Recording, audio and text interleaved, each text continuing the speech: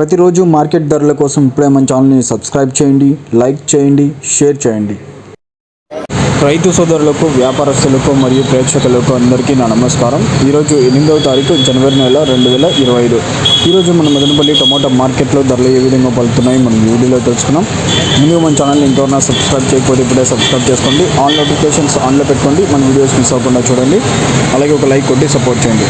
ఇంకా మార్కెట్లో ధరల విషయానికి వచ్చినట్టయితే ముందు థర్డ్ క్వాలిటీ కాయలు అంటే ఈ పొడికాయలు, మిక్స్కాయలు, జ్యూస్ కాయలు చూసుకున్నట్టయితే 50 రూపాయల నుంచి 100 రూపాయల వరకు పలకడం జరిగింది.